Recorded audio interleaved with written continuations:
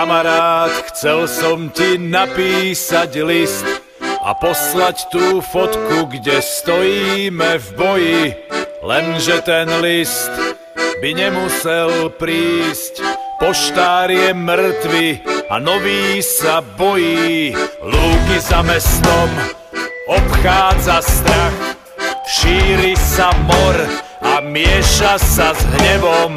Nádherný kraj mení sa v prach, obluda šteká a krmi sa drevom. Pohár už preteká, kto vládze uteká, ľudia zo strachu opúšťajú domy. Zákon tam nestačí, plač ti snú do očí, v metrovej výške vyrúbané stromy.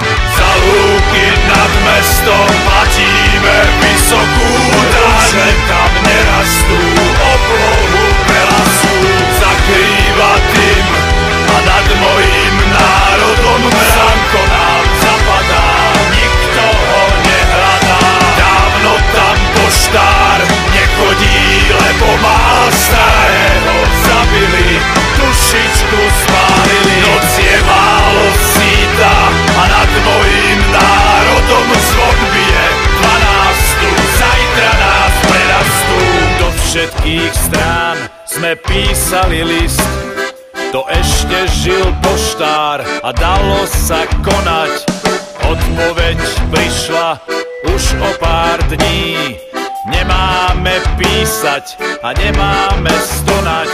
Z večera do rána, z komára somára, z potoka rieka a z rieky more.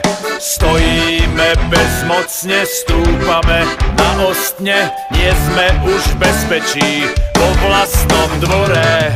Za lúky nad mestom platíme vysokú daň,